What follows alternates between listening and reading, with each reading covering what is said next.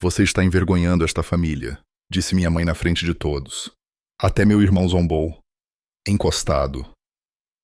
Então, quando o jantar começou, o marido da minha irmã chegou de uniforme e congelou. Ele me prestou continência e disse: Senhor. O garfo do meu pai caiu no chão com um estrondo. Minha irmã ficou pálida. Esse foi o momento em que anos de sacrifício silencioso, o custo de manter minha boca fechada, finalmente atingiram o ponto de ruptura. Não foram as palavras, foi o apagamento, a escolha deliberada de me manter pequeno para que eles pudessem se sentir grandes. Você já foi reescrito pelas pessoas que deveriam te conhecer melhor? Antes de compartilhar minha história, quero saber se você está aqui comigo. Apenas diga, ouvindo, nos comentários, ou me diga onde você está. Adoro saber até onde minha história alcança. Às vezes, até a sua menor conexão pode fazer uma história parecer ouvida. Obrigado. E agora, aqui está minha história. Sou Lucas Medeiros, 34 anos, e construí minha carreira em tecnologia de defesa sigilosa, principalmente nos bastidores. Nunca fui chamativo, mas profundamente respeitado por aqueles que sabiam. Meu silêncio nunca foi fraqueza. Era um protocolo de segurança. Se você já se sentiu invisível enquanto carregava o peso mais pesado, clique no botão de curtir. Se esta busca por justiça silenciosa e limites ressoa com você, inscreva-se para ouvir mais histórias sobre as verdades ocultas que mudam tudo. Eu construí minha carreira em tecnologia de defesa sigilosa, principalmente nos bastidores. Nunca chamativo, mas profundamente respeitado por aqueles que sabiam. Meu silêncio nunca foi fraqueza. Era um protocolo de segurança. Se você já se sentiu invisível enquanto carregava o peso mais pesado, clique no botão de curtir. Se esta busca por justiça silenciosa e limites ressoa com você, inscreva-se para ouvir mais histórias sobre as verdades ocultas que mudam tudo. Por anos, sustentei minha família, cobrindo contas silenciosamente, editando os trabalhos da pós-graduação da Sofia, ajudando sem nunca precisarem pedir duas vezes.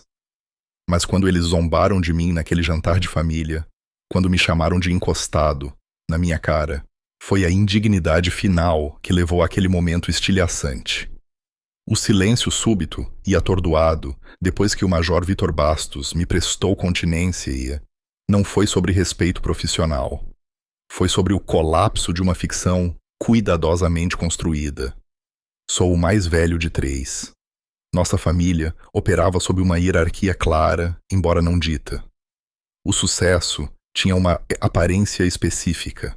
Distintivos, medalhas, diplomas, emoldurados e detalhes dourados. Se suas conquistas não pudessem ser anunciadas em um jantar ou exibidas em uma prateleira, elas simplesmente não contavam. Meus pais estabeleceram esse padrão desde cedo. Meu pai serviu 22 anos na Força Aérea Brasileira, do UFAB, aposentando-se com honras, e minha mãe era administradora em uma escola particular de elite. Ambos defendiam a disciplina, a estrutura e o tipo de sucesso que você podia literalmente saudar. Meu irmão Rodrigo abraçou esse molde completamente, entrando para a PITSAC, a polícia militar, logo após o ensino médio. Ele usava a farda, dirigia a viatura e trazia seu distintivo para todo o Natal, como se fosse parte do traje obrigatório. Ele não era intelectualmente brilhante, mas se encaixava no papel.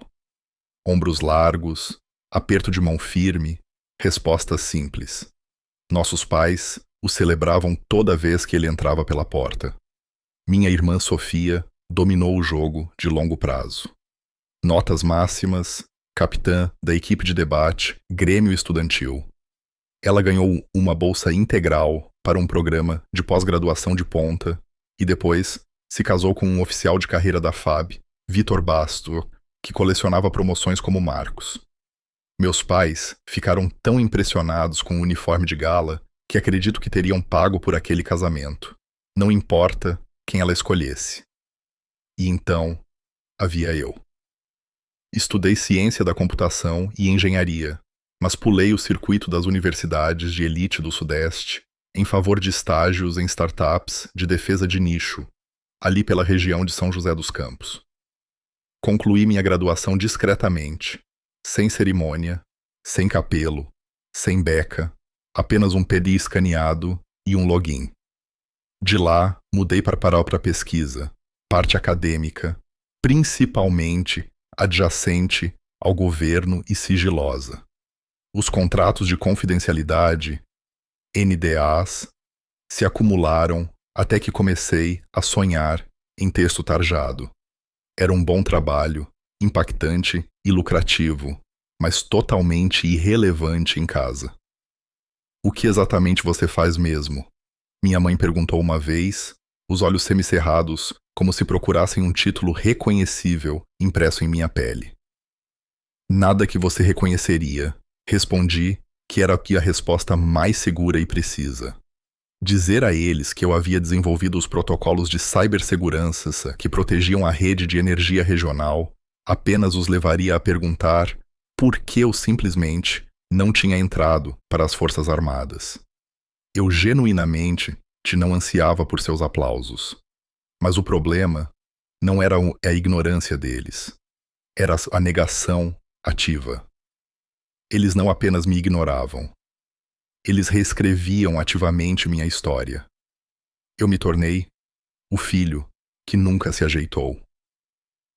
Nos jantares de família, eles focavam nas missões internacionais de Sofia e nas promoções de batalhão de Rodrigo. Quando chegavam em mim, o ar ficava quieto. Ainda trabalhando de casa, meu pai perguntava: ainda fazendo consultoria? Eu usava essa palavra, consultoria, porque não podia exatamente dizer a eles que tinha sido levado a Brasília 2 vezes no ano passado para assessorar uma força-tarefa conjunta sem violar a lei federal. Os anos de desdém se somaram. Parei de esperar compreensão, mas nunca parei de aparecer. Quando o Rodrigo foi pego na lei seca e a situação ficou feia, transferi o dinheiro da fiança antes que qualquer outra pessoa atendesse o telefone. Nenhum obrigado. Quando o marido de Sofia foi enviado para uma área de responsabilidade perigosa em uma missão de paz da ONU, e ela teve um ataque de pânico durante as provas finais, passei 3 noites reescrevendo seus trabalhos de conclusão de curso para que ela pudesse se formar com mérito. Seu discurso de formatura não fez menção a mim. Quando o plano de saúde da minha mãe recusou um procedimento hospitalar importante, deixando uma lacuna de R$ 9.000, eu paguei na mesma semana. Ela nunca mais falou sobre isso. Eu não estava fazendo isso por crédito. Eu fazia porque acreditava que era isso que família significava. Eu só não queria me tornar tão frio e transacional quanto eles. Mas o abismo se alargou até que seu desdém casual se tornou hostilidade aberta. Rodrigo brincava e cava alto o suficiente para toda uma sala ouvir. Alguns de nós têm que acordar para o trabalho de verdade amanhã. Mamãe validava com uma risada. Pai começou a me enviar e-mails com vagas de emprego, posições de nível básico para as quais eu estava super qualificado há uma década. O silêncio de Sofia era o pior.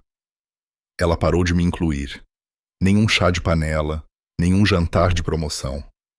Descobri sobre sua gravidez através de uma postagem de uma prima nas redes sociais. O padrão era inegável. Se você não tivesse as credenciais visíveis, você era escrito para fora da narrativa da família. No entanto, eu continuei voltando. Até aquele jantar fatídico, quando a narrativa deles finalmente se estilhaçou. A primeira vez que percebi que as coisas haviam mudado foi no Natal. Eu tinha dirigido por 2 horas na chuva torrencial do verão carioca para chegar a tempo. Entrei com uma garrafa de vinho e minha esperança habitual de que este ano pudesse ser diferente. Não foi. Eles já estavam na metade das bebidas. O marido de Sofia, o Major Vitor Bastos, Estava perto da lareira, em uniforme de gala completo. Botas polidas, medalhas, tudo. Parecia uma foto promocional da FAB, exceto que estava acontecendo na nossa sala de estar. Pai estava ao lado dele, recontando a história da última missão de Vitor, como se ele mesmo estivesse lá. Medalha de bravura, disse ele, a voz cheia de orgulho. Meu genro não hesita quando as coisas ficam reais. Ele deu um tapa nas costas dele, olhos percorrendo a sala, para garantir que todos estivessem impressionados. Eu estava parado logo atrás do cabideiro, ainda segurando o vinho. Ninguém notou que eu estava lá. Eventualmente, minha mãe me viu e me chamou com um aceno. Aí está você. Estávamos prestes a comer. Sem olá, sem como foi a viagem. Ela apontou para a cozinha. Coloque isso no balcão, sim? O jantar foi barulhento, como sempre. Todos falavam por cima, uns dos outros. Atualizações de carreira, planos de bebê, discursos políticos. Sentei-me entre o tio Marcos e um dos amigos de colégio do Rodrigo, que aparentemente não tinha para onde ir. Quando tentei entrar na conversa, Rodrigo me cortou com uma piada. E aí? Ainda desempregado ou só entre pausas para o cafezinho? Atingiu mais forte do que deveria. Eu nem tive a chance de responder antes que minha mãe risse e dissesse Rodrigo, naquele tom morno que ela usava, quando na verdade não queria que ele parasse. Tomei um gole de água. Ninguém o corrigiu. Ninguém perguntou o que eu estava realmente fazendo, que naquela época era trabalhar em uma avaliação de ameaça sigilosa para um grande contratante de defesa. Eu tinha virado 3 noites naquela semana, mas para eles, eu poderia muito bem estar assistindo Netflix de pijama. Sofia não disse nada, apenas se concentrou em cortar seu peru em pedaços perfeitos, enquanto Vitor balançava a cabeça para as histórias de guerra recontadas por meu pai. Consegui passar pela refeição sem explodir. Ajudei a limpar, lavei a louça, até fiquei para a sobremesa. Quando finalmente saí, estava chovendo de novo. Durante toda a viagem de volta para Niterói, pensei em como havia se tornado fácil para eles me tratarem como mobília, presente, mas não parte da cena. Nem sempre foi assim. Houve um tempo em que meus pais faziam perguntas, mesmo que não entendessem as respostas. Mas algo mudou quando Sofia se casou. De repente, o marido dela era a referência. Ele tinha as medalhas, a disciplina, o respeito. E mesmo que eu soubesse mais sobre infraestrutura de segurança nacional do que qualquer um naquela mesa, nada disso contava, a menos que viesse com uma continência. Minha mãe começou a me convidar menos. Eu não recebi o reserve a data para o jantar de promoção de Sofia. Só descobri porque um colega de trabalho postou fotos. Sofia em um vestido elegante ao lado de Vitor e um pequeno grupo de amigos no salão de festas de algum clube de luxo. Meus pais estavam lá também. Rodrigo também. Meu nome nem foi mencionado na legenda. No começo, eu disse a mim mesmo que foi um descuido. As pessoas esquecem as coisas. Os planos mudam. Mas então, aconteceu de novo. Almoço de família pelo aniversário do meu pai. Descobri no dia anterior, quando Sofia mandou uma mensagem perguntando se eu iria mesmo assim. Rolei para trás. Nenhum convite anterior, nenhum aviso. Quando respondi que ele não sabia que estava acontecendo, ela mandou um emoji de polegar para cima. Foi isso. Eu apareci mesmo assim. Sentei na ponta da mesa, conversei educadamente com primos que mal conhecia. Observei meu pai desembrulhar uma placa de Vitor, algo de sua última missão. Dizia: honra, coragem, compromisso. Pai ficou embargado. Isso significa muito, disse ele, apertando a mão de Vitor como se o tivesse criado. Eu havia lhe trazido uma primeira edição autografada de um livro de história naval que ele costumava citar o tempo todo. Ele abriu sem comentar, colocou de lado e passou para o próximo presente. Rodrigo fez uma piada sobre como, Algumas pessoas compram presentes, outras acumulam poeira. Outra risada. Outro momento em que desapareci à vista de todos. Vitor nunca participou, mas também não interveio. Ele era educado, sempre, mas distante, como se estivesse esperando que eu me explicasse. Ele perguntou uma vez, de passagem, como é o seu dia a dia? Eu dei a ele uma resposta genérica. Ele assentiu, disse, parece interessante, e deixou por isso mesmo. Eu não sabia dizer se ele não se importava ou se estava tentando não dizer a coisa errada na frente da minha família. De qualquer forma, não importava. O dano estava feito. Parei de esperar calor humano. Parei de pensar que eles perguntariam.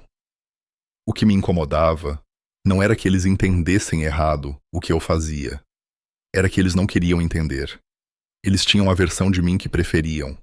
Sem direção, sem rumo, vagamente desempregado, e se agarravam a ela. Encaixava-se melhor em sua narrativa. Rodrigo mergulhou nisso completamente. Começou a me chamar de consultor, fazendo aspas com os dedos. Dizia às pessoas que eu trabalhava do sofá e era ótimo em dar Google nas coisas.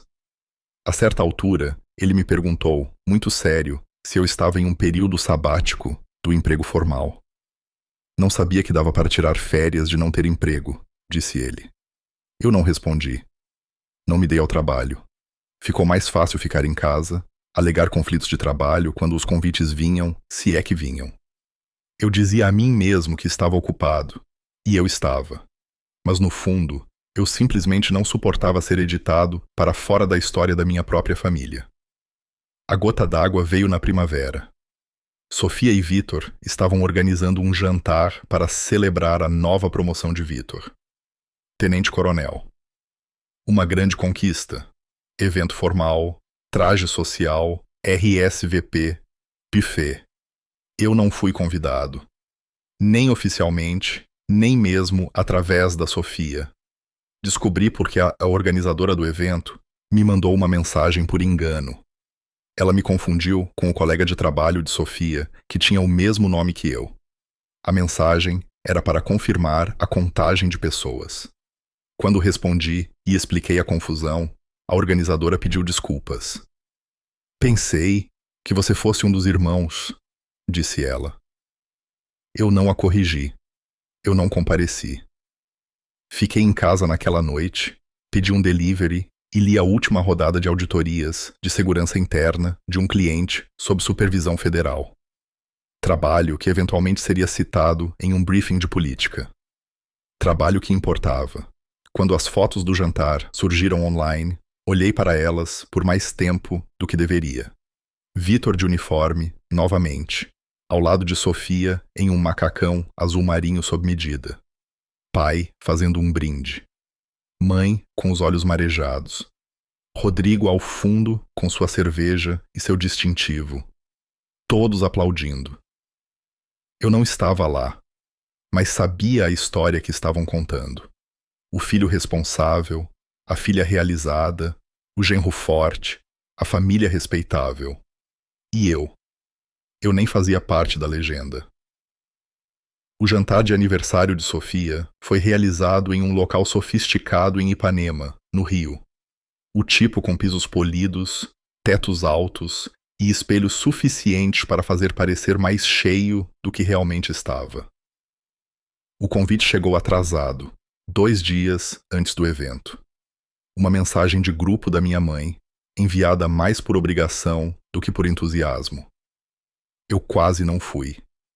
Eu tinha um prazo de projeto naquela segunda-feira, uma entrega sob NDA com um cronograma rigoroso de transferência, mas algo me disse para aparecer. Talvez fosse curiosidade, talvez despeito, talvez eu só quisesse ver o quão invisível eu realmente era. Comprei para Sofia um livro de capa dura que ela mencionou uma vez, de passagem, durante um telefonema no ano passado, uma das poucas conversas reais que tivemos. Embrulhei em papel azul simples, sem laço. Cheguei 15 minutos mais cedo, estacionei no canto mais distante do estacionamento e entrei como se já não me arrependesse. A sala já estava agitada.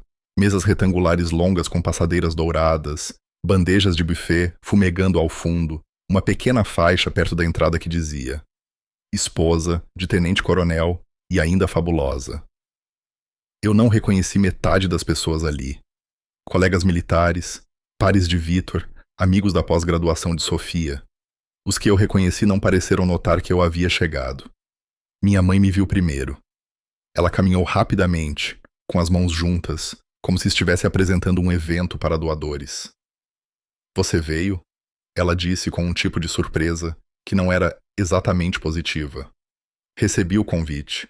Respondi, segurando o presente. Ela pegou sem olhar. Vou colocar isso com os outros. Então ela se inclinou levemente, baixando a voz. Só não faça esta noite ser sobre você, ok? Já temos encostados suficientes na família. Eu pisquei. Desculpe, apenas comporte-se, não fique sensível. É a noite da Sofia. Antes que eu pudesse dizer qualquer coisa, Rodrigo passou segurando uma bebida. Olha quem finalmente saiu do apartamento, disse ele sorrindo. O encostado conseguiu chegar, afinal. As palavras atingiram mais forte do que eu esperava. Principalmente porque não soaram como uma piada, nem mesmo do tipo preguiçoso. Foi casual, desdenhoso, praticado. Algumas pessoas ao redor dele riram. Não alto, mas o suficiente. Eu não respondi. Apenas passei por eles para encontrar um lugar perto do final de uma das mesas, atrás de um grupo de convidados que eu não conhecia. Fiquei lá quieto, tomando refrigerante, sem gás, ouvindo conversas que não me incluíam. O jantar foi servido alguns minutos depois. As pessoas se alinharam por patente, quase subconscientemente. Família militar, convidados estendidos. Esperei perto do final, enchi meu prato com pequenas porções e sentei no canto perto da janela. Tentei manter minha cabeça baixa, apenas sobreviver à próxima hora. E então, ir embora. Vitor ainda não havia chegado. Todos falavam sobre como ele estava vindo direto da base, como ele poderia estar de uniforme. Minha mãe mencionou isso 3 vezes.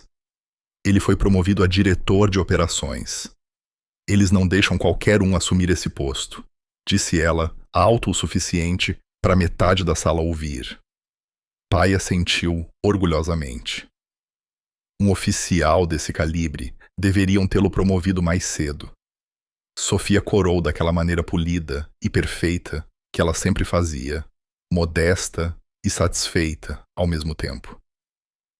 Não são apenas suas medalhas, disse ela. É como ele lidera. As pessoas confiam nele. Dei uma mordida na salada e não disse nada. Então a porta se abriu. Vitor entrou, vestindo seu uniforme formal da Força Aérea. Medalhas alinhadas em seu peito, detalhes prateados. A sala ficou em silêncio por um segundo. Não porque estivessem surpresos, mas porque aquilo fazia tudo parecer oficial. Ele deu alguns passos para dentro, examinando a boa multidão. Então ele me viu. E parou. Pensei que talvez tivesse imaginado no início, mas então ele se endireitou, diminuiu o passo e caminhou em minha direção. Eu fiquei tenso. Quando ele alcançou a mesa, ele parou a apenas alguns metros de distância. Senhor, disse ele, claro e alto. Então ele prestou continência. Você podia ouvir os talheres batendo. Alguém engasgou. Acho que foi a tia Helena. Meu pai largou o garfo no prato. Sofia, no meio de uma frase, congelou com a boca ligeiramente aberta. A continência não foi casual. Não foi performática. Foi formal, de manual, e foi direcionada hacia mim. Eu assenti lentamente. Tenente-coronel, eu disse, porque não sabia mais o que fazer. Saiu monótono, instintivo.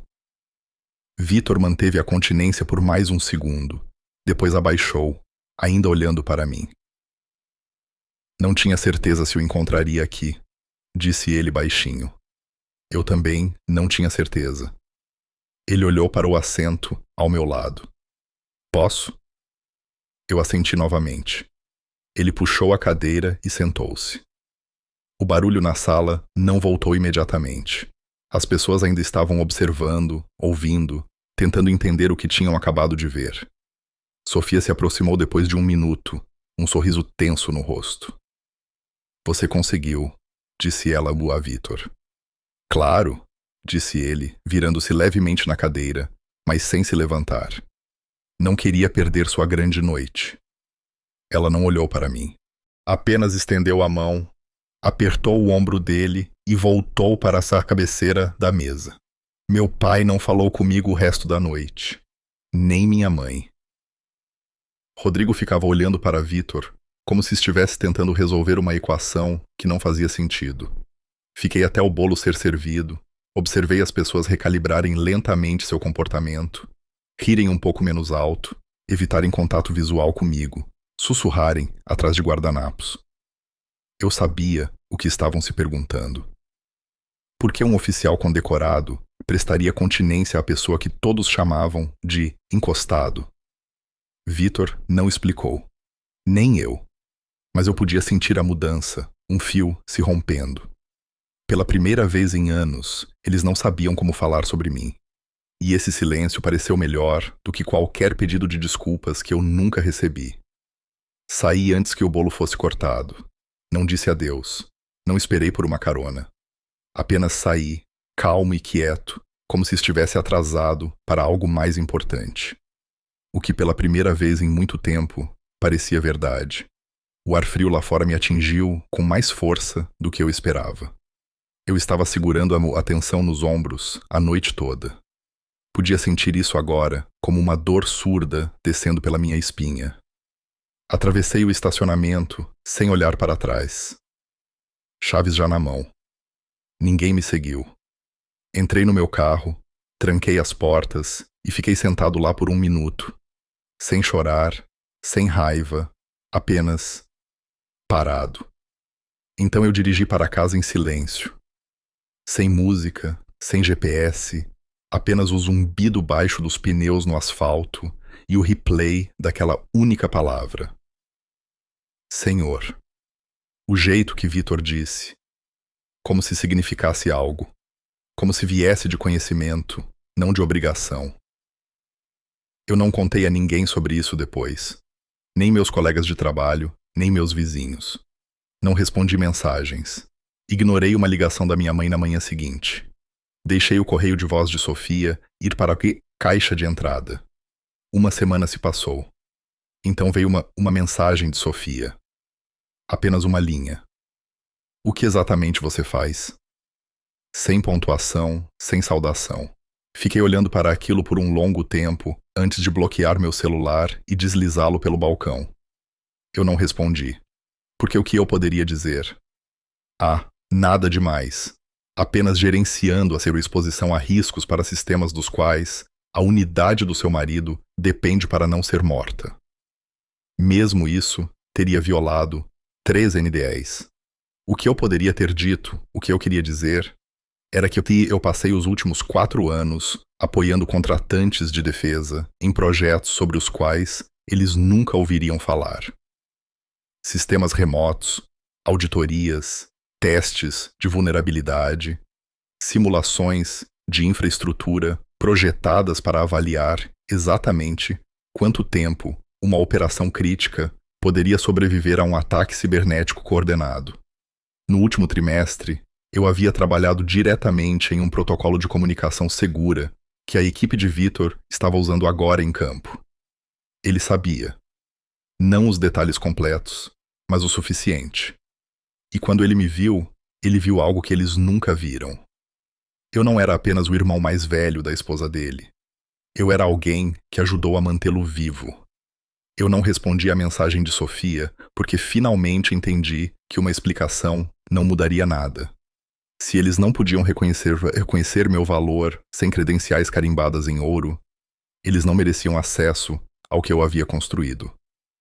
Por anos, eu disse a mim mesmo que o desdém deles não me incomodava. Eu disse que não era pessoal, que eles simplesmente não entendiam. Que eu não podia esperar que pessoas com carreiras tradicionais entendessem o trabalho sigiloso. Mas naquela noite no banquete, vendo o garfo do meu pai bater no prato e o rosto da minha irmã perder a cor, percebi algo que me abalou. Eu tinha deixado acontecer. Não o desrespeito, isso era deles, mas o silêncio. A maneira como eu me encolhia no fundo toda vez que eles faziam uma piada, ou reescreviam a narrativa, ou me deixavam de fora de conversas das quais eu deveria ser o centro. Essa parte era minha. Eu os deixei falar por cima de mim porque parecia mais fácil do que tentar justificar um trabalho sobre o qual eu não tinha permissão para falar. Eu entrei na brincadeira das piadas porque não queria começar brigas que não levariam a lugar nenhum. Eu deixei que me excluíssem das coisas porque ser esquecido doía menos do que ser ridicularizado. Mas o silêncio, ao longo do tempo, é um tipo de permissão. E eu havia dado a eles permissão de sobra. Essa constatação ficou comigo por dias. Seguiu-me no meu trabalho, através de check-ins noturnos com equipes remotas e manhãs silenciosas, lendo relatórios sob a luz de um segundo monitor. Eu não conseguia parar de pensar em todos os momentos em que engoli meu próprio valor apenas para manter a paz. Como a vez em que paguei a conta surpresa do hospital da minha mãe e não disse nada quando ela agradeceu ao meu pai por resolver. Ou o ano em que editei a dissertação de mestrado inteira de Sofia, enquanto ela dizia aos nossos parentes que tinha feito tudo sozinha. Ou o dia em que Rodrigo pediu 2.000 emprestados para sair de uma enrascada e eu transferi antes mesmo que ele explicasse. Ele nunca me pagou de volta. Nunca mais mencionou. Naqueles momentos, eu dizia a mim mesmo que não importava. Eu não estava fazendo isso por reconhecimento. Mas quando olhei para isso claramente, a verdade bateu mais forte do que eu queria admitir. Eu não estava apenas ajudando. Eu estava fazendo um teste, tentando ganhar um lugar em uma mesa que já havia decidido que eu não pertencia. E quando Vitor me saudou, sem alarde, sem explicação, isso quebrou algo. Não porque eu precisasse da aprovação dele, mas porque foi a primeira vez em anos que alguém naquela sala reconheceu o que eu realmente valia. Ele não me saudou como o irmão de Sofia, ou como alguém que estava por perto. Ele me saudou como um colega, um contribuidor, um operador silencioso fazendo um trabalho real. Aquela continência não foi para eles, foi para mim. E tornou o silêncio deles mais alto do que nunca. Minha mãe tentou novamente, alguns dias depois. Deixou uma mensagem sobre como as coisas ficaram, um pouco tensas, na festa, e talvez devêssemos ter um jantar em família para conversar. Conversar. Como se fosse um mal-entendido, como se eu tivesse levado as coisas para o lado pessoal. Eu não retornei a ligação. Rodrigo não disse nada, Jana, nenhuma surpresa. Sofia mandou outra mensagem alguns dias depois. O Vitor não quer me contar, mas acho que estraguei tudo. Só se você quiser conversar algum dia. Não era um pedido de desculpas. Não era nem mesmo uma pergunta. Mas eu li 2 vezes. E então apaguei. Eu passei tempo demais abaixando o volume de mim mesmo, apenas para deixar as outras pessoas mais confortáveis. E agora? Agora eu estava farto de falar baixo. O próximo convite foi para o almoço de Páscoa. Mensagem de grupo, como sempre. Minha mãe assinou. Com amor, a verdadeira adulta. Como se fosse algum tipo de piada interna. Sofia enviou um acompanhamento algumas horas depois. Espero que você possa vir. Seria bom apenas superar tudo.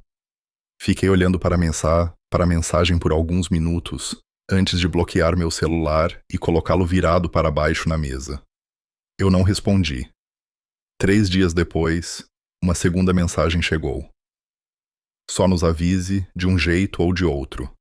Mamãe está ficando estressada. Sem pontuação, novamente. Como se cada pedido fosse metade, um comando. Eu também não respondi a essa. Na manhã de Páscoa, acordei com fotos no grupo da família. Rodrigo atrás da churrasqueira, pinça em uma mão, cerveja na outra. Sofia com o braço em volta da minha mãe. Meu pai, com sua jaqueta de serviço padrão, fazendo um brinde no quintal, como se estivesse recebendo uma cúpula diplomática. Alguém legendou: família forte, tradições mais fortes. Silenciei o grupo. Quando Sofia mandou uma mensagem naquela noite: nós fizemos algo tão ruim assim. Eu já tinha saído para caminhar, feito o jantar e terminado de revisar uma auditoria de segurança de 57 páginas para um contratante privado que nunca saberia meu nome. Eu não respondi. Não foi um protesto, não foi um castigo, foi uma decisão. Por anos, eu estive orbitando em torno de pessoas que haviam construído uma versão de mim que se adequava às suas necessidades. Quieto, disponível, sempre em segundo plano. Prestativo, mas não visível. Capaz, mas não exatamente bem-sucedido. Eles precisavam que eu fosse pequeno para que pudessem se sentir grandes. E eu tinha permitido. Eu tornei isso possível aparecendo, me suavizando, absorvendo suas provocações e sorrindo em jantares aos quais eu não pertencia.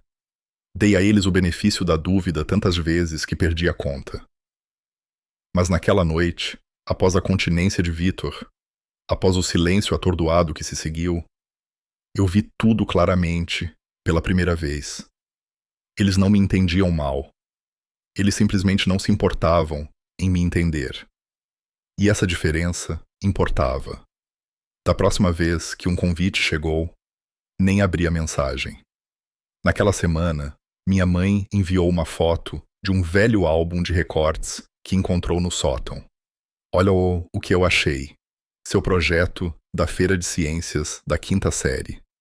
Você sempre foi nosso pequeno gênio. Nenhuma menção ao jantar de aniversário.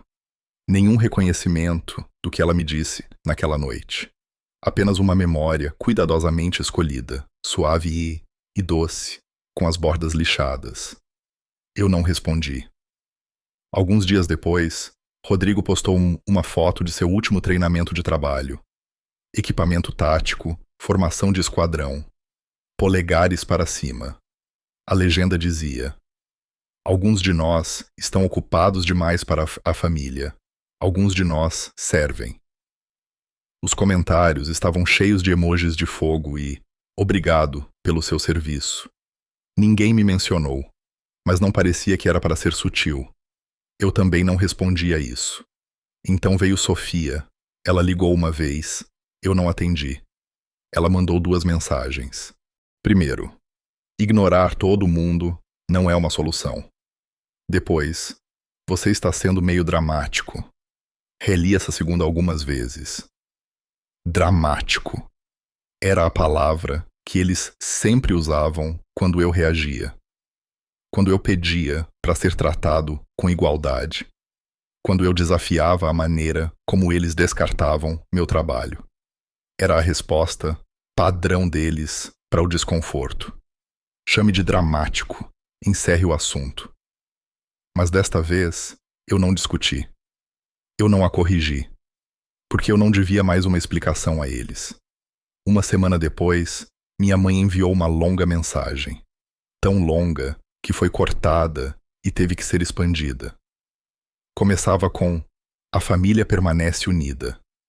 Depois, continuava dizendo como todos estão fazendo o seu melhor, né? E como não podemos mudar o passado, mas podemos seguir em frente. Ela terminou com: não jogue tudo fora por causa de uma noite ruim. Eu quase ri.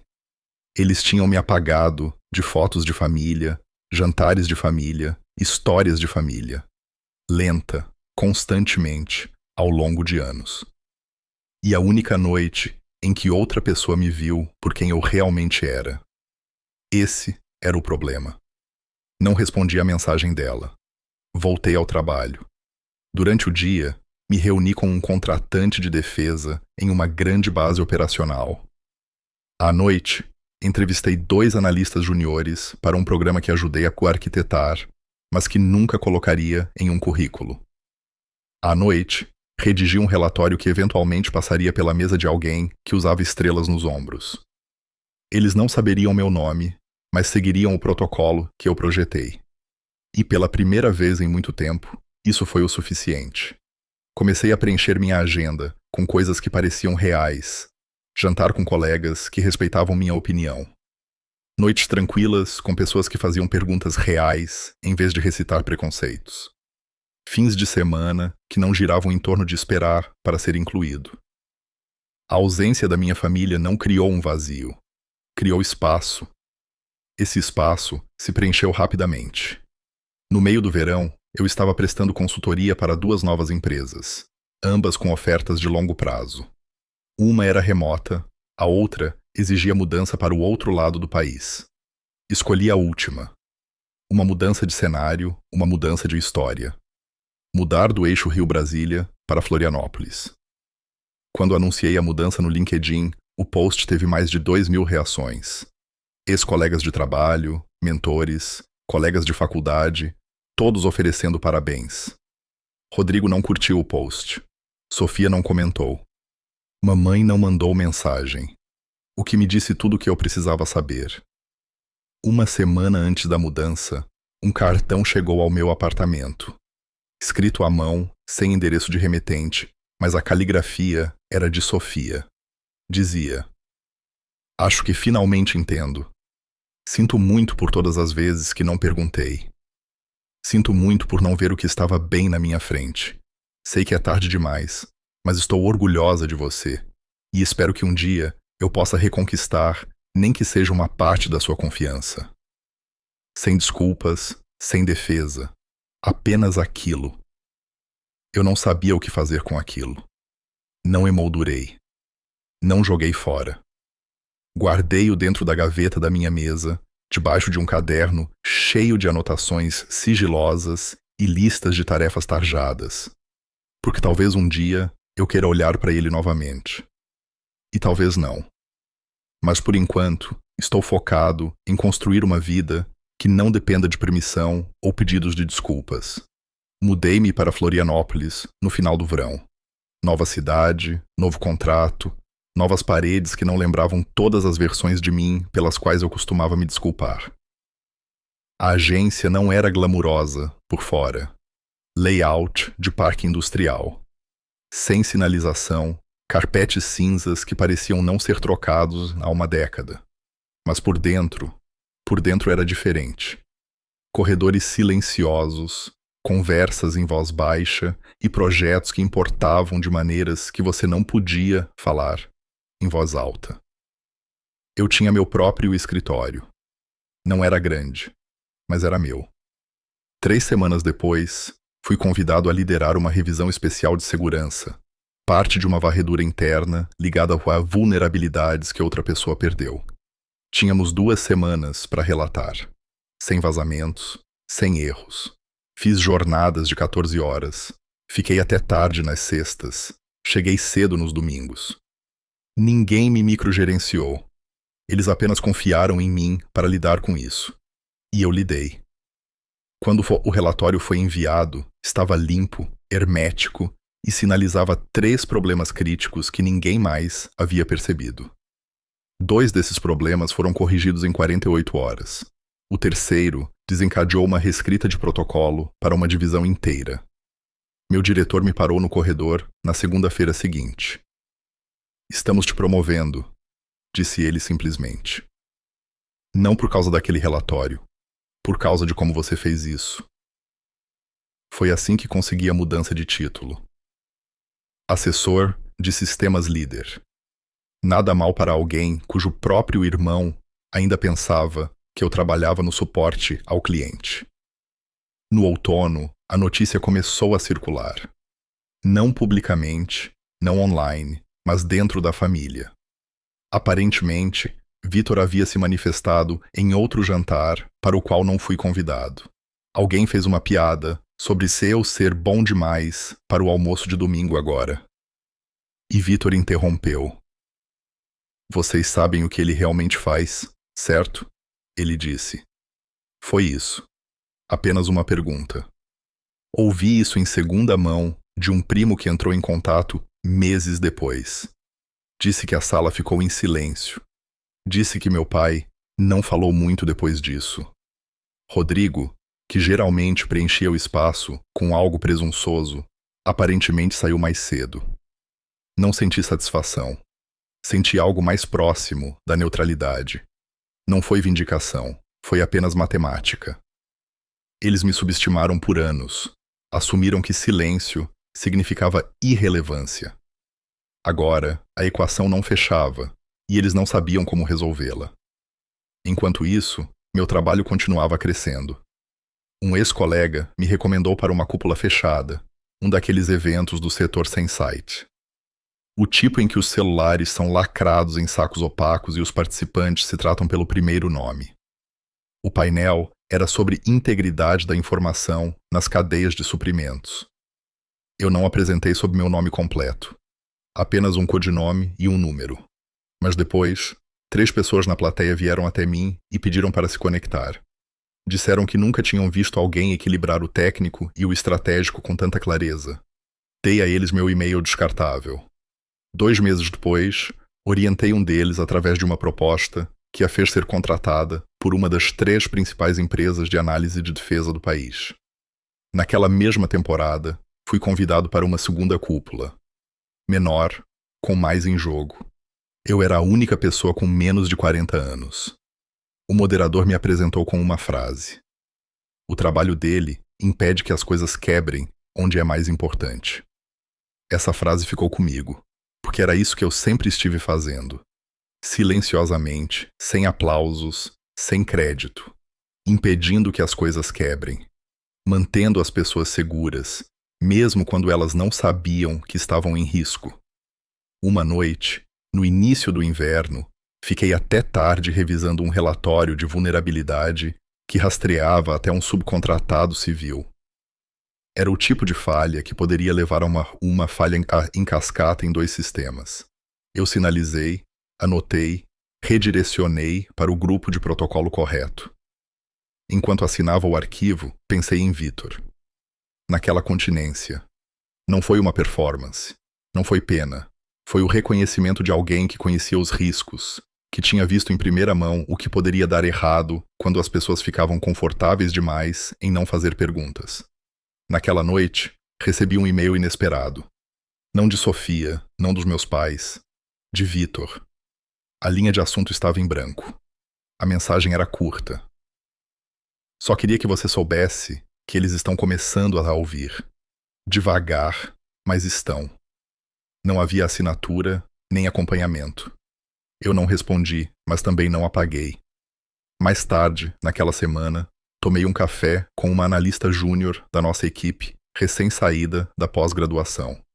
Nervosa, de todas as maneiras que eu costumava ser.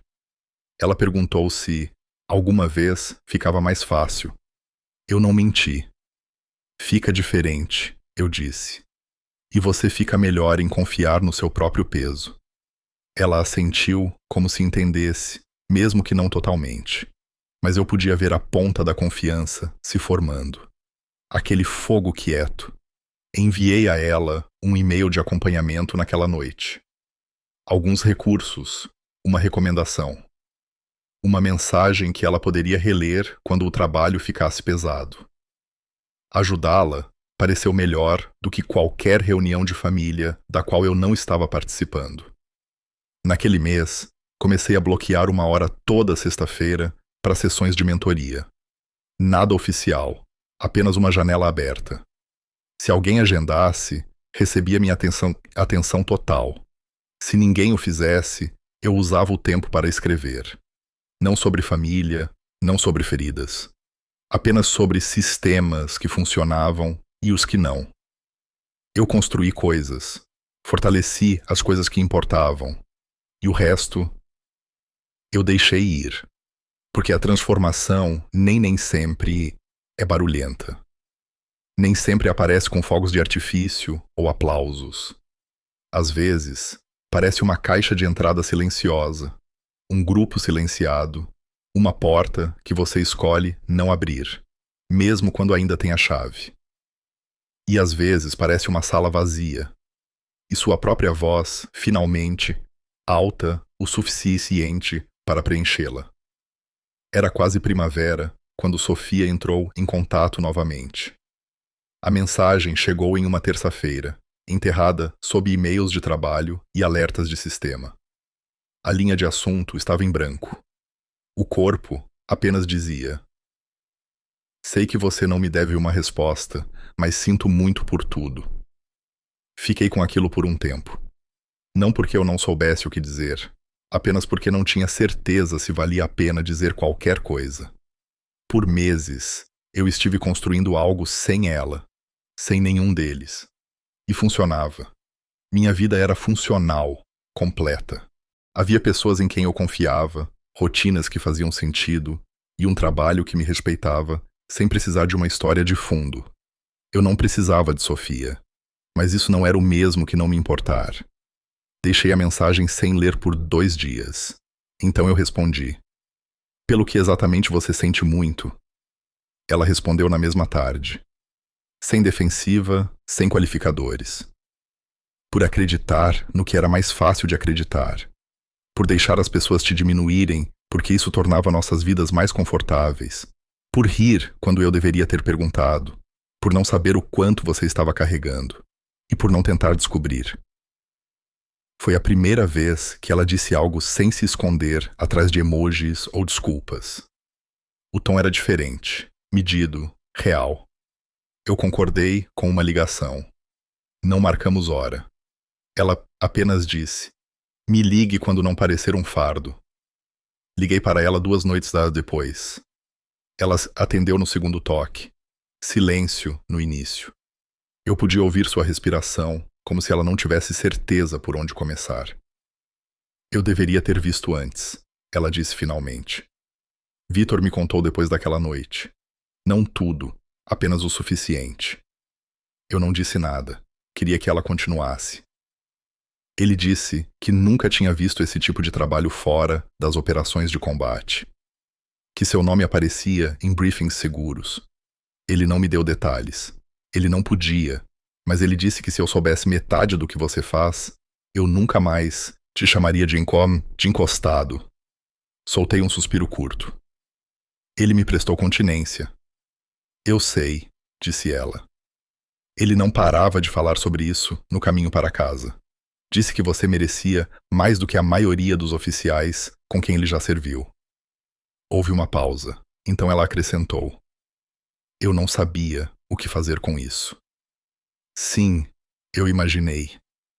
Isso me fez perceber quantas vezes eu me apoiei na versão fácil de você. Aquele que só trabalha online, ou tem projetos.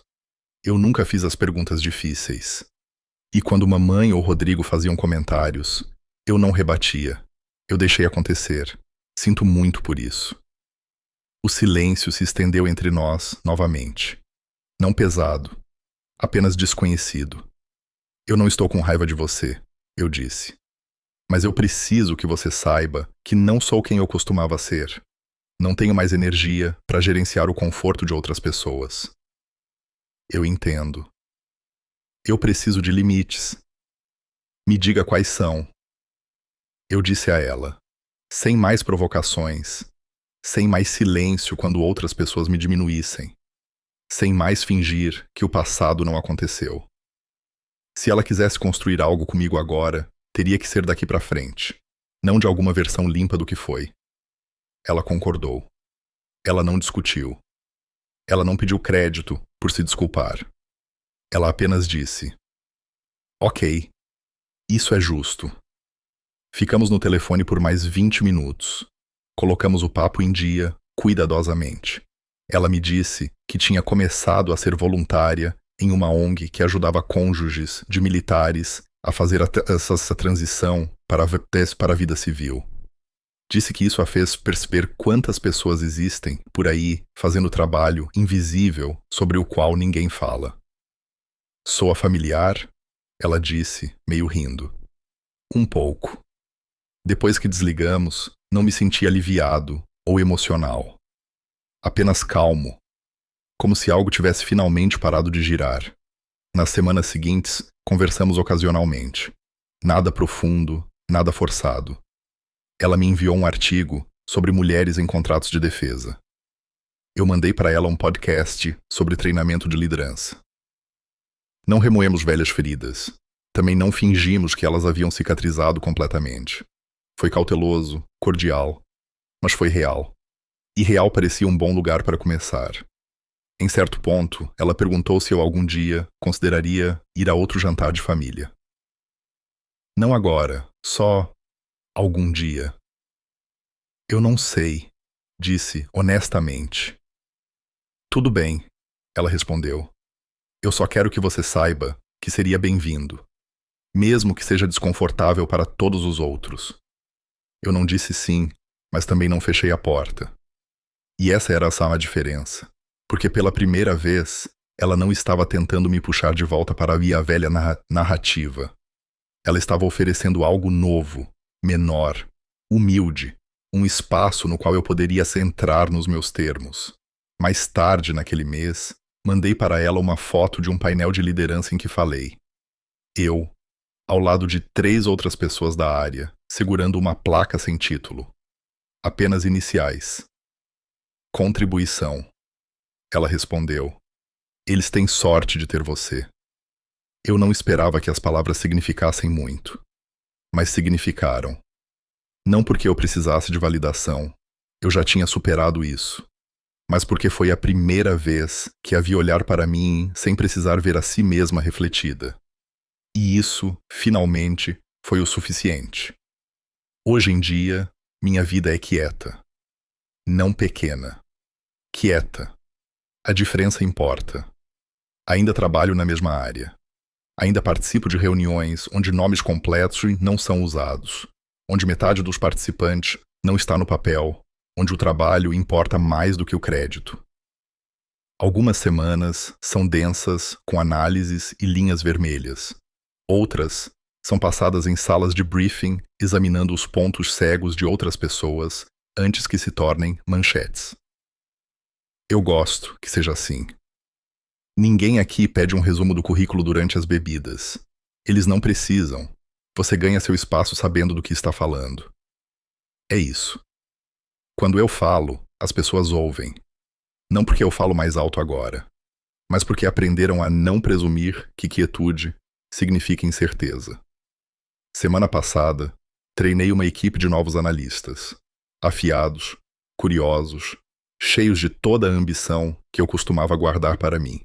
Um deles ficou depois que a sessão terminou e me perguntou se eu já me senti ignorado quando comecei.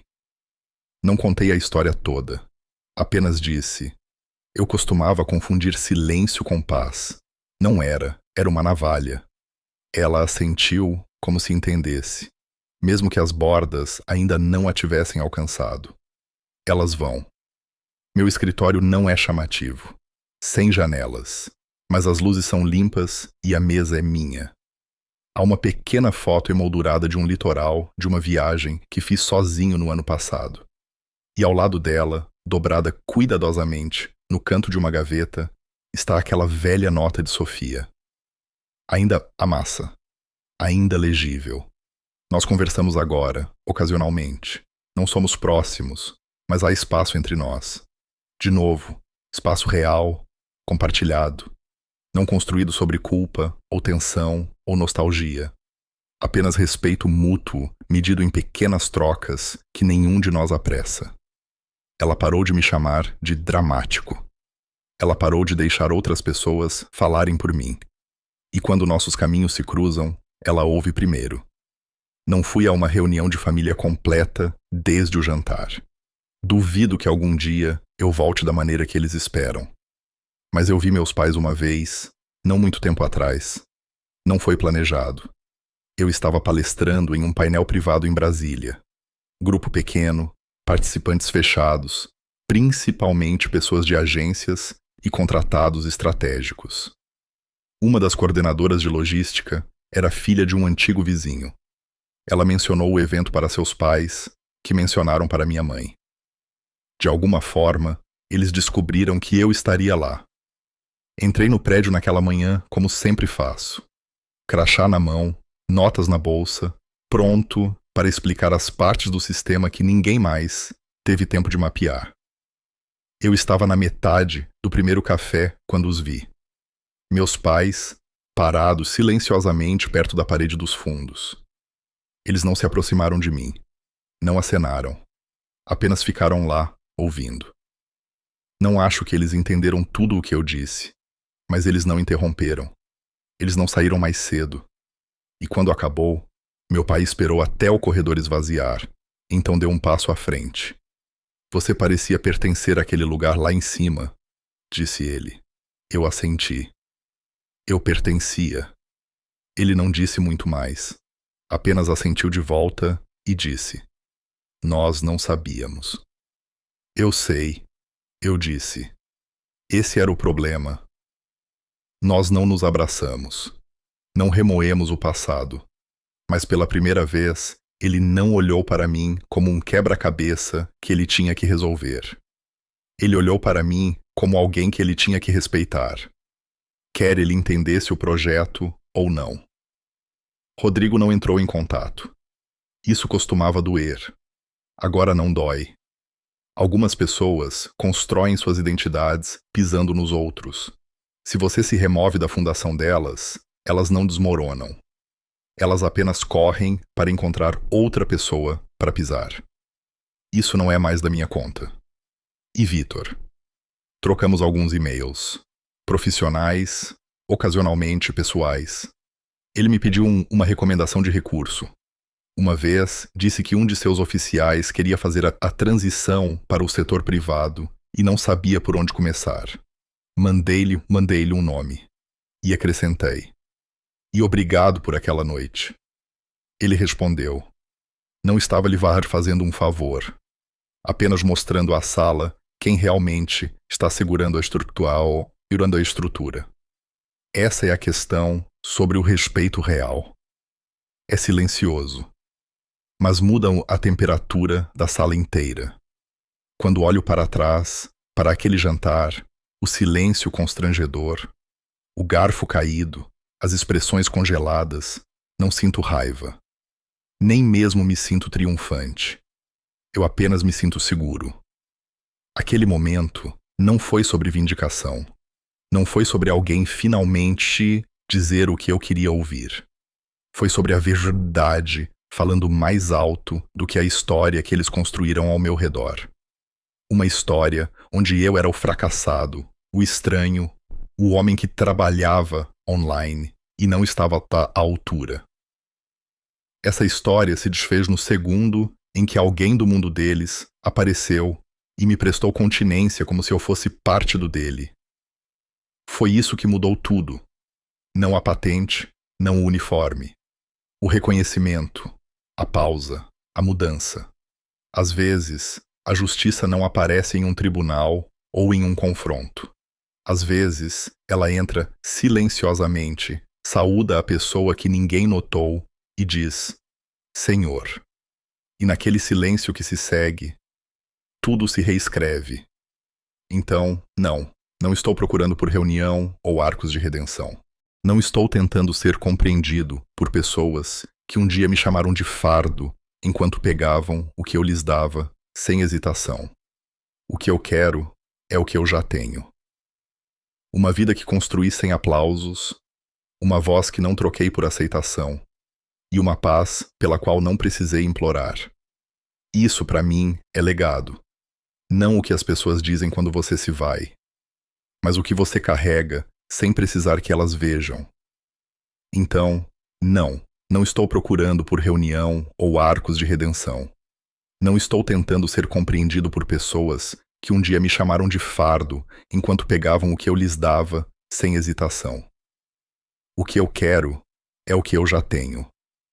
Uma vida que construí sem aplausos. Uma voz que não troquei por aceitação. E uma paz pela qual não precisei implorar. Isso, para mim, é legado. Não o que as pessoas dizem quando você se vai, mas o que você carrega, sem precisar que elas vejam. A semana seguinte, aquele jantar foi definida pelo silêncio, seguido pelo som tentativo e hesitante de suas tentativas de contato. O primeiro contato foi uma mensagem de Sofia. O que exatamente você faz? Sem pontuação, sem preâmbulo. Apenas a pergunta pairando ali como um fio desencapado. Encarei meu celular no balcão, onde estava ao lado de um laptop, seguro, piscando em verde, com um alerta. Eu estava executando um teste de vulnerabilidade nos sistemas embarcados de um cliente. Um trabalho que, se eu explicasse de forma simples, salvava carreiras inteiras, talvez vidas. O que eu poderia dizer? Nada demais. Apenas gerenciando a exposição a riscos dos protocolos de comunicação criptografados, dos quais a unidade do seu marido depende no exterior para não ser comprometida. Mesmo essa honestidade casual teria violado 3 acordos de confidencialidade distintos. Bloqueei o celular. Percebi que uma explicação não importaria. Se o padrão ouro para o meu valor era uma medalha que eu não tinha, eles não mereciam acesso ao projeto que eu havia construído. Por anos, eu disse a mim mesmo que o desdém deles não me feria, porque o trabalho sigiloso era esotérico e pessoas com carreiras tradicionais não poderiam entender. Mas, sentado ali, observando o cursor piscante da mensagem de Sofia, finalmente tive a distinção. Eles não me entendiam mal. Eles simplesmente escolheram não me entender, porque a versão simplificada e sem rumo de Lucas se encaixava melhor em sua narrativa. Aquela negação foi deliberada. Fazia suas próprias conquistas brilharem mais. Essa constatação não trouxe raiva, trouxe clareza. O desrespeito era deles. Mas o silêncio, a maneira como eu habitualmente me encolhia no fundo quando Rodrigo fazia uma piada, ou meu pai minimizava meu trabalho, isso era meu. Eu havia dado permissão. Eu entrei no jogo porque lutar parecia muito bagunçado, muito exaustivo, e ser esquecido doía marginalmente menos do que ser publicamente ridicularizado. O silêncio, ao longo dos anos, torna-se um tipo de consentimento, e eu havia concedido muito a eles. Eu não conseguia parar de repassar todos os momentos em que engoli meu próprio valor apenas para manter a paz frágil. A conta de hospital de Naomi Vies. As 3 noites reescrevendo a dissertação de Sofia. O dinheiro da fiança que transferi para o Rodrigo. Eu tinha dito a mim mesmo que não estava fazendo por reconhecimento. Mas agora, a verdade me atingiu com a força de uma auditoria. Eu não estava apenas ajudando. Eu estava fazendo um teste. Eu estava desesperadamente tentando ganhar um lugar em uma mesa que já havia me votado unanimemente para fora. A continência de Vitor não me validou para eles. Validou-me para mim mesmo. Foi o primeiro reconhecimento naquela sala de que eu era um contribuidor. Um operador silencioso com a pele em jogo. E esse reconhecimento, dado sem alarde, foi o rompimento final do cordão emocional. Minha mãe iniciou a próxima onda. Alguns dias depois, um correio de voz chegou, carregado de um calor forçado. Ela sugeriu que tivéssemos um jantar em família para conversar. Conversar. Como se fosse um simples conflito de agenda. Como se eu tivesse meramente levado as coisas para o lado pessoal. Não retornei a ligação. Rodrigo permaneceu previsivelmente em silêncio. Sofia tentou de novo. O Vitor não quer me contar, mas acho que estraguei tudo. Só se você quiser conversar algum dia. Não era um pedido de desculpas, não realmente, mas era uma rachadura em sua compostura. Li 2 vezes, depois apaguei. Eu tinha passado tempo demais diminuindo meu próprio volume para gerenciar o conforto deles. Aquela fase acabou. A próxima reunião de família foi o almoço de Páscoa. O convite foi uma mensagem de grupo da minha mãe, assinada. Com amor, a verdadeira adulta. Uma piada interna que costumava doer, mas agora parecia vazia. Sofia complementou.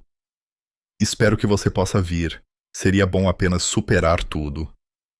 Encarei a mensagem exigindo que eu ignorasse a história e voltasse a ser o acessório Orwell acomodado deles. Não respondi. 3 dias depois, o acompanhamento da minha mãe. Só nos avise de um jeito ou de outro. Mamãe está ficando estressada. A falta de pontuação fazia parecer menos um pedido e mais uma diretiva. Deixei essa, esperando também. No domingo de Páscoa, o grupo da família explodiu com fotos. Rodrigo na churrasqueira. Pai com sua jaqueta de serviço da FAB fazendo um brinde pomposo no quintal. A legenda dizia: família forte, tradições mais fortes. Silenciei o grupo. Quando Sofia mandou uma mensagem mais tarde naquela noite, nós fizemos algo tão ruim assim, eu já estava revisando um relatório de segurança de 57 páginas. Não era sobre protesto ou punição. Era uma escolha consciente. Eles precisavam que eu fosse pequeno para se sentirem grandes, e eu havia permitido isso ao aparecer. Esse paradigma estava quebrado. Eles não me entendiam mal. Eles não se importavam em entender. Essa distinção era tudo. Parei de aceitar convites. Comecei a substituir aquele vazio familiar por um propósito real. Jantar com colegas que valorizavam minha opinião. Fins de semana, tranquilos, com mentores que perguntavam o que eu estava construindo, não se eu estava empregado. A ausência da minha família não criou um vazio. Criou espaço. E esse espaço se preencheu rapidamente. Eu estava prestando consultoria para 2 novas empresas, ambas oferecendo contratos de longo prazo. Uma era remota, a outra exigia mudança para Florianópolis. Eu escolhi a última. Uma mudança de local, uma reescrita total do cenário. Quando anunciei a mudança no LinkedIn, o post explodiu. Mais de 2.000 reações. Parabéns de ex-mentores, colegas respeitados e chefes de contratação. Rodrigo não curtiu. Sofia não comentou. Mamãe não enviou nada, o que era uma mensagem em si. Uma semana antes de eu partir, um cartão escrito à mão chegou. Sem endereço de remetente, mas reconheci a caligrafia de Sofia. Acho que finalmente entendo. Sinto muito por todas as vezes que não perguntei. Sinto muito por não ver o que estava bem na minha frente.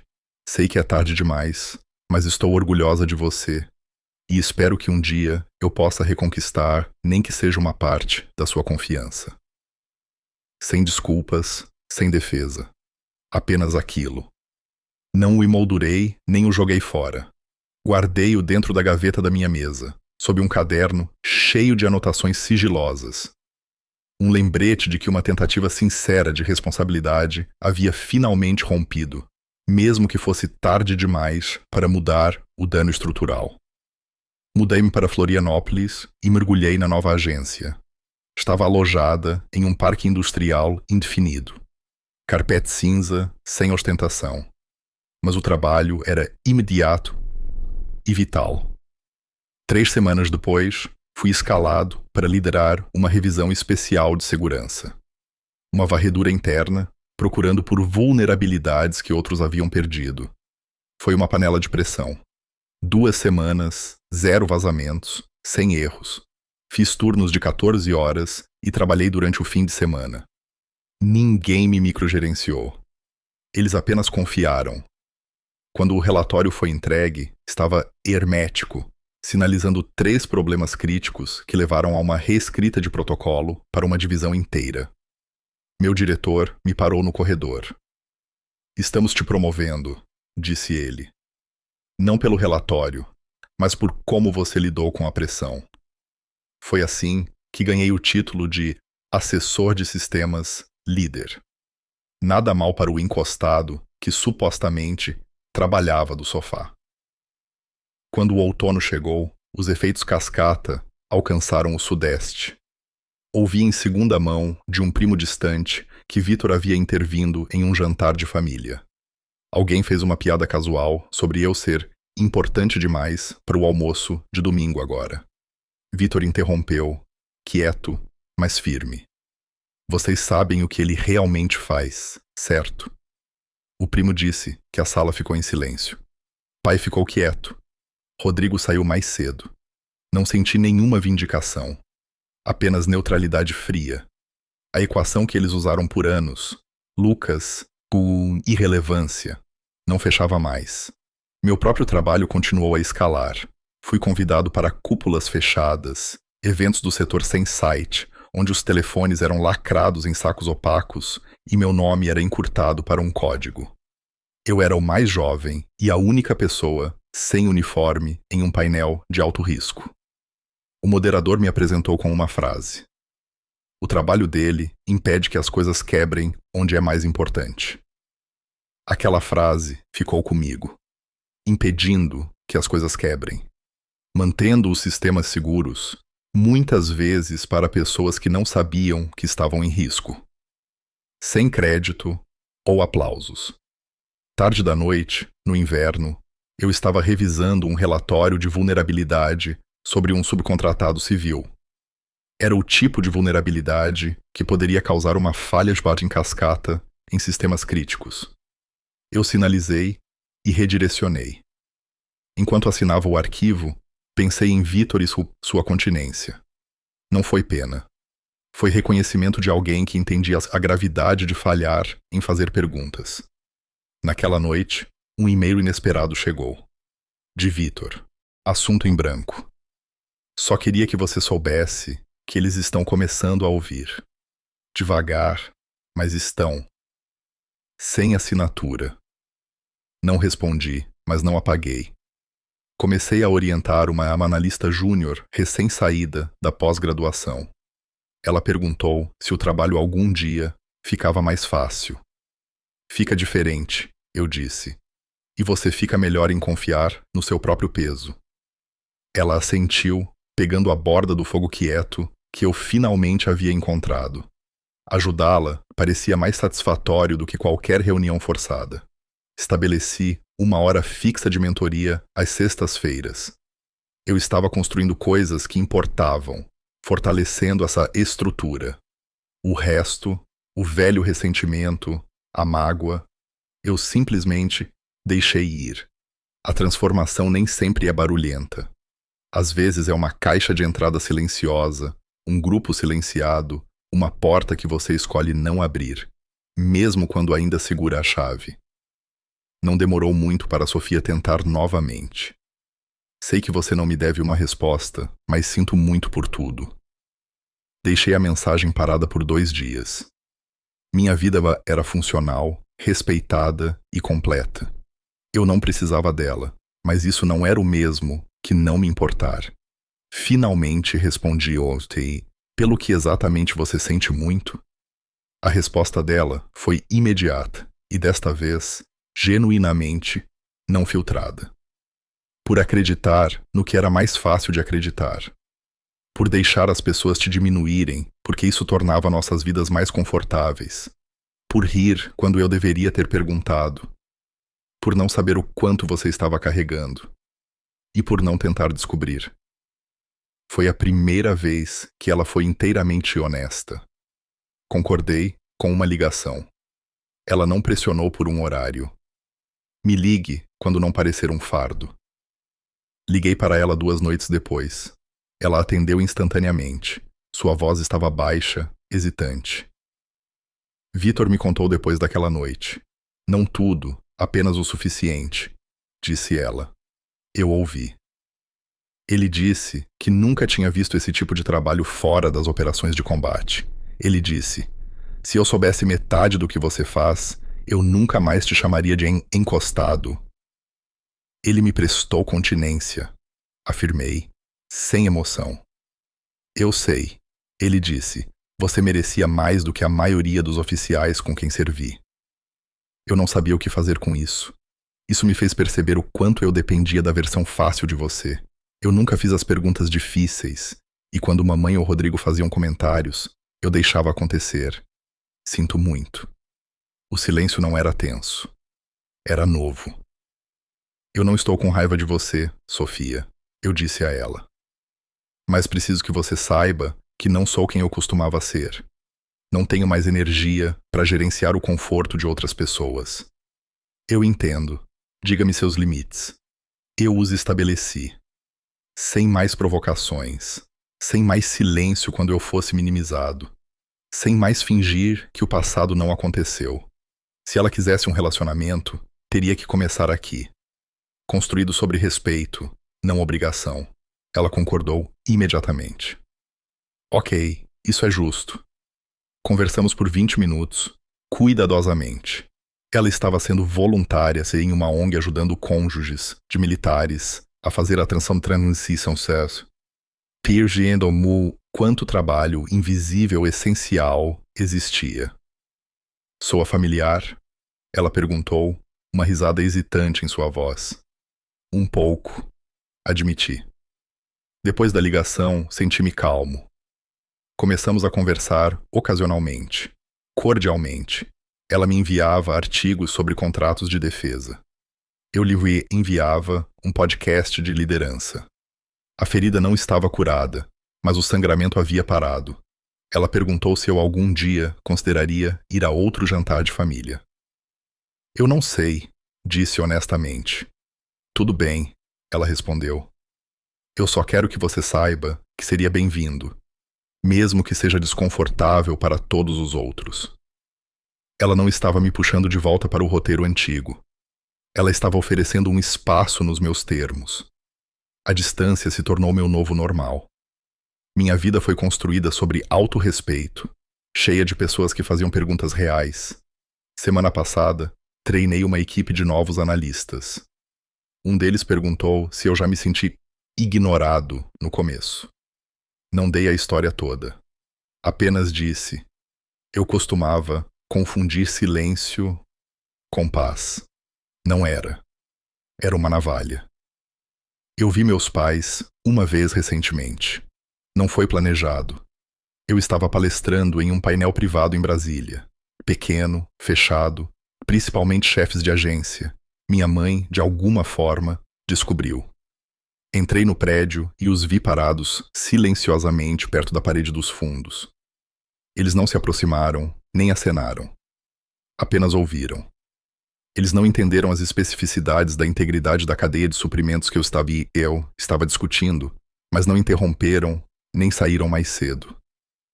Quando o painel terminou, meu pai esperou o corredor esvaziar, então deu um passo à frente.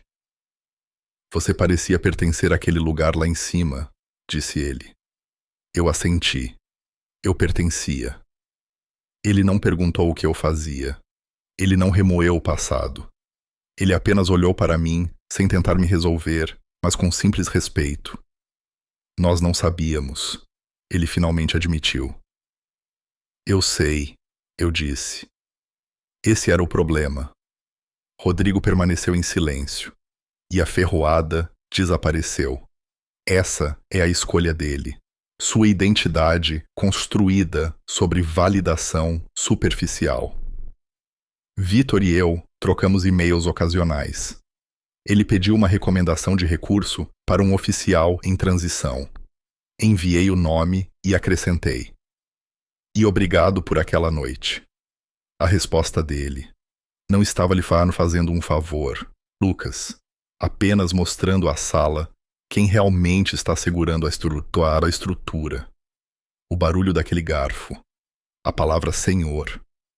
O silêncio chocado. Foi a verdade falando mais alto do que a falsa história que eles haviam construído. Minha vida tranquila agora está completa, respeitada e autônoma. Eu conquistei minha paz. E esse ali é um legado que ninguém pode tirar. Isso, para mim, é a verdadeira vitória. O barulho daquele garfo. A palavra Senhor. O silêncio chocado. Foi a verdade falando mais alto do que a falsa história que eles haviam construído. Minha vida tranquila agora está completa, respeitada e autônoma. Eu conquistei minha paz.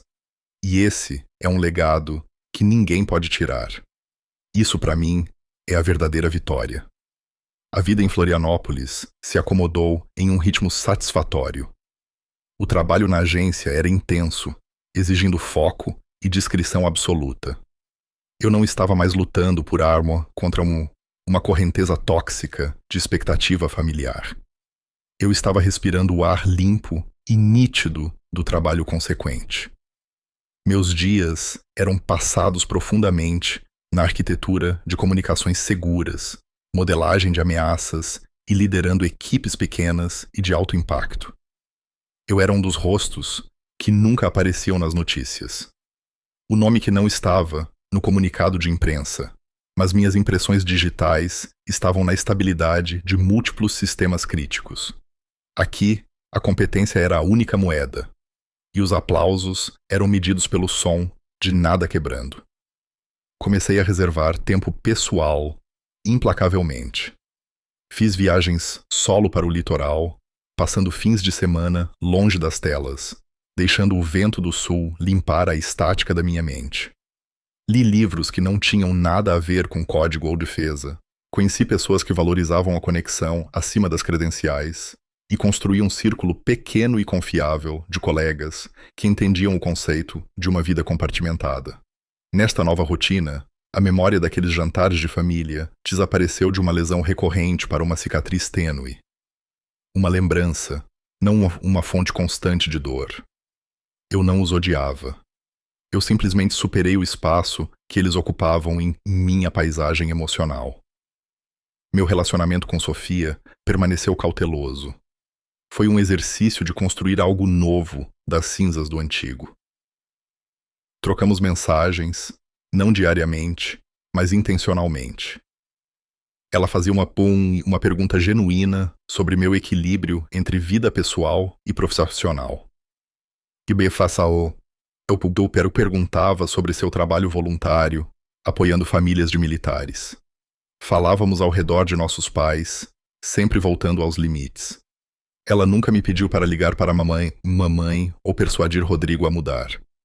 Ela entendeu que estava lidando com um Lucas diferente agora, um que havia erguido fortificações das quais ela podia ficar perto, mas não atravessar, sem convite. O progresso dela não foi linear. Ela escorregava ocasionalmente, tentando reverter aos velhos padrões confortáveis, mas rapidamente se corrigia, demonstrando responsabilidade. Isso foi o suficiente.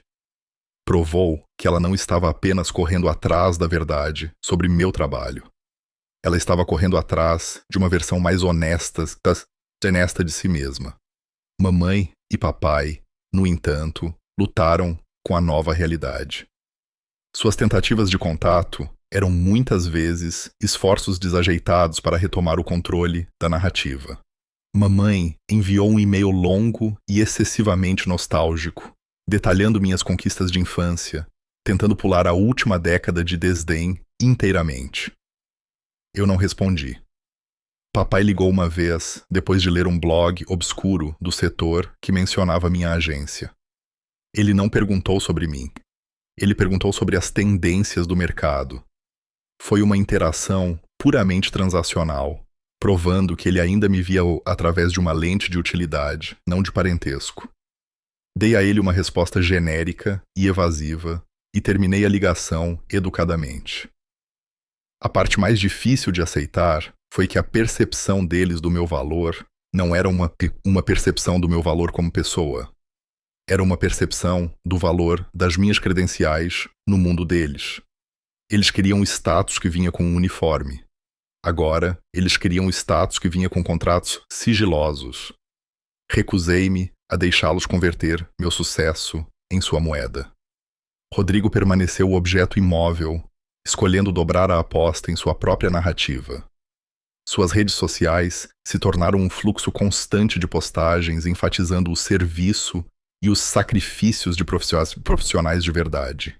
Uma postagem claramente destinada à sua atividade recente, do LinkedIn, que eu estava vendo, mostrava-o de farda com uma legenda pontiaguda. Alguns de nós constroem, outros falam.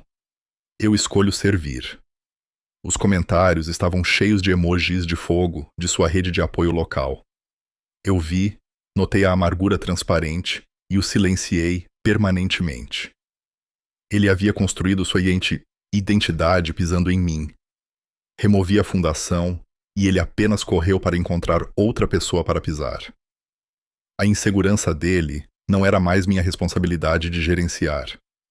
A verdadeira conexão que eu buscava floresceu no reino profissional.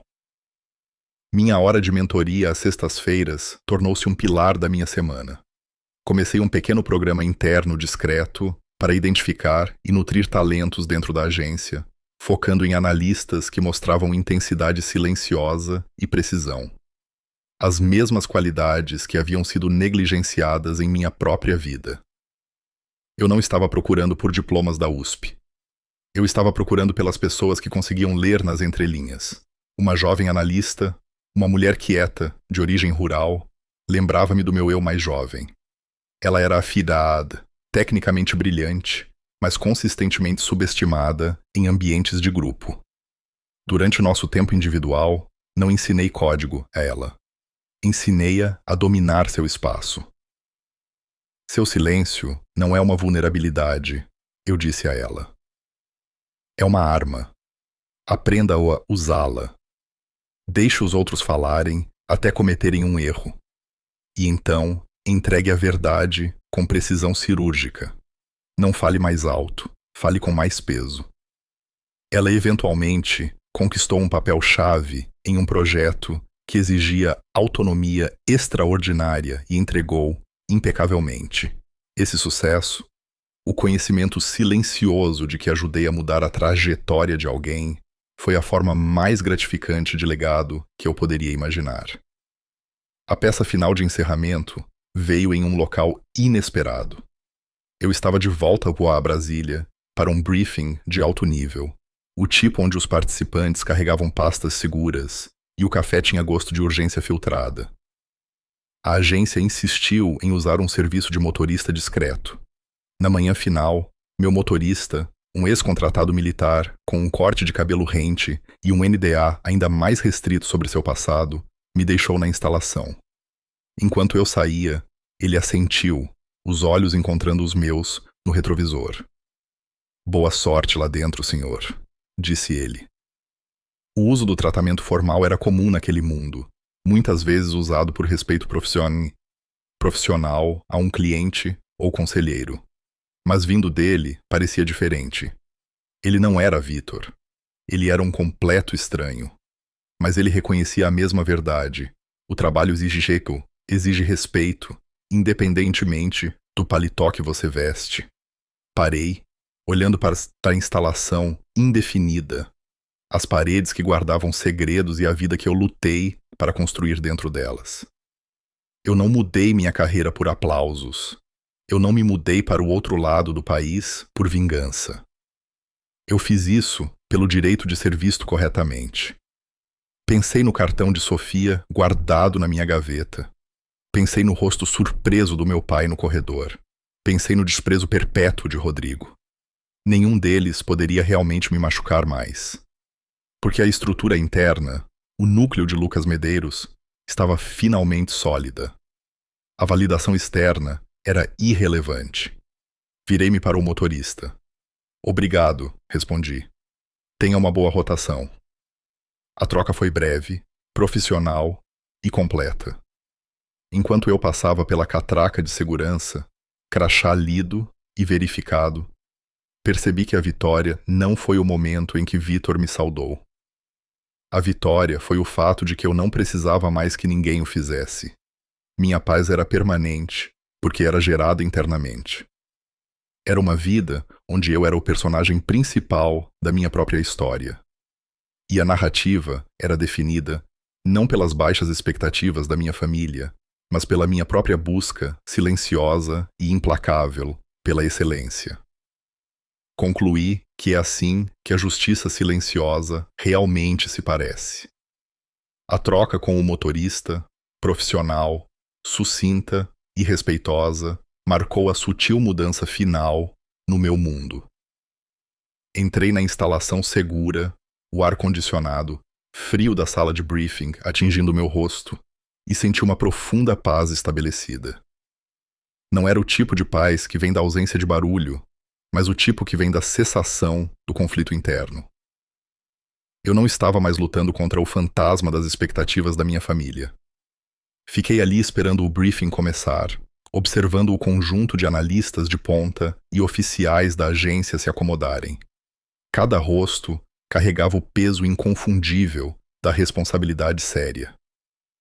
Pessoas que entendiam que o verdadeiro custo do fracasso não era constrangimento, mas silêncio catastrófico.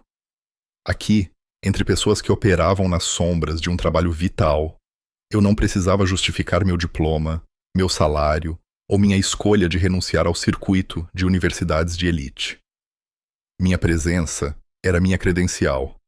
Meu silêncio era simplesmente competência sob pressão. Esse sentimento de pertencimento, percebi, era o que eu realmente estava faminto lá no Rio. Não era a validação do meu pai ou da minha mãe. Era o reconhecimento do próprio sistema. Passei meus 30 anos acreditando que a forma mais elevada de amor era aparecer para pessoas que não me viam.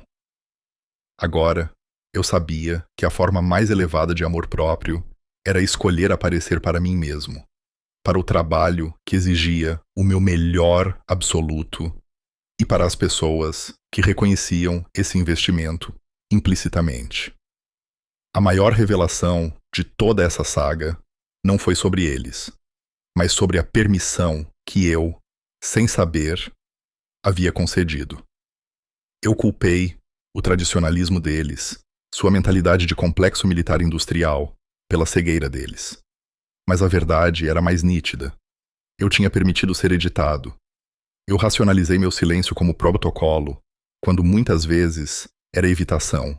Mais fácil engolir o insulto do que articular uma verdade que eles estavam determinados a negar. Eu usei a carta da consultoria porque parecia menos conflituoso do que afirmar. Eu projeto e audito a arquitetura de segurança para sistemas que seu genro usa em missões. A traição mais profunda não foi o desdém deles. Foi minha própria cumplicidade em encolher meu valor para manter uma harmonia familiar superficial. Essa percepção, que o poder de me definir estava inteiramente comigo, foi o ponto de inflexão. O dia em que parei de esperar que a narrativa da família me incluísse foi o dia em que realmente comecei a viver. Parei de antecipar a ferroada do próximo desprezo de Rodrigo. Parei de preparar argumentos para defender minha falta de uniforme. Parei de orbitar o mundo deles e comecei a construir um sistema solar próprio.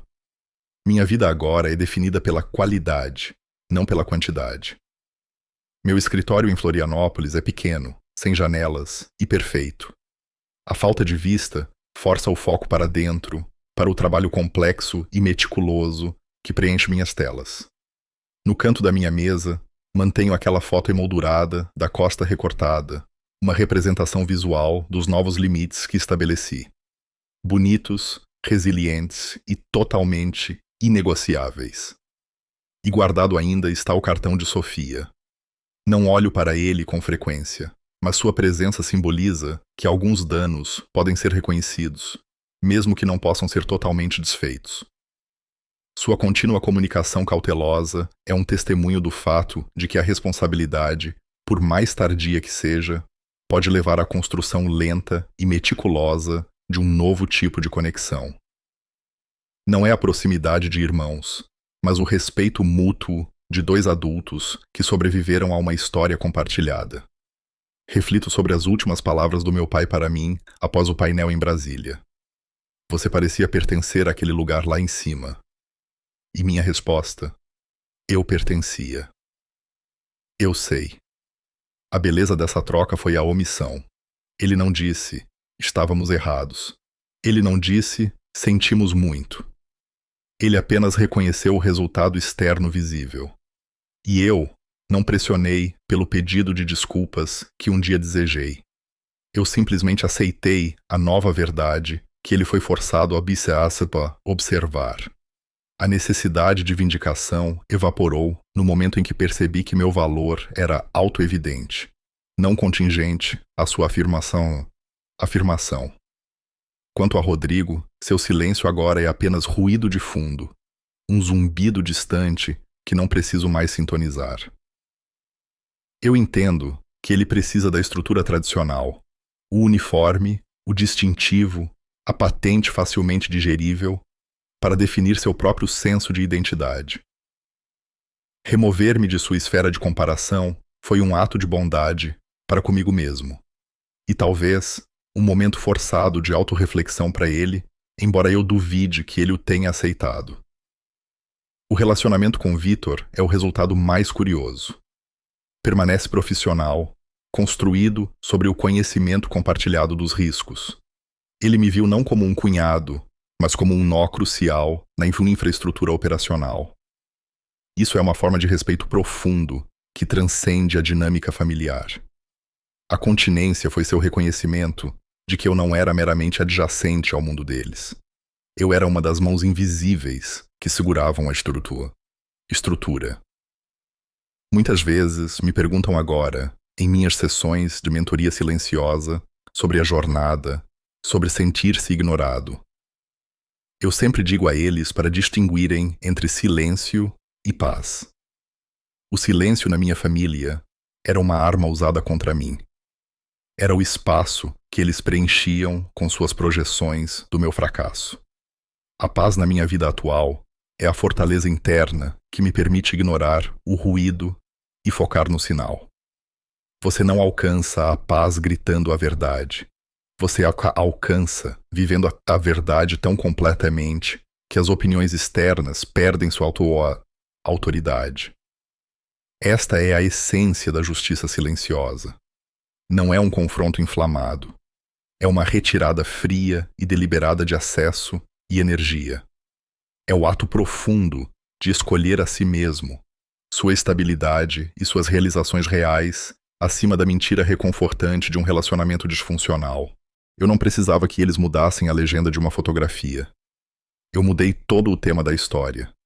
Eu carrego meu legado não em certificados emoldurados, mas na estabilidade dos sistemas que protejo, no sucesso dos analistas que oriento e na certeza tranquila de que estou vivendo uma vida alinhada com meus valores mais profundos: autonomia, competência e integridade. O velho mundo exigia que eu implorasse por um lugar à mesa. Meu novo mundo simplesmente me pede para trazer minha expertise. E essa diferença entre implorar e trazer é a medida inteira da minha paz arduamente conquistada. Não sou mais definido pelo que me falta aos olhos deles, mas pelo peso substancial do que carrego nos meus. Esta é a minha verdade, e eu a possuo completamente.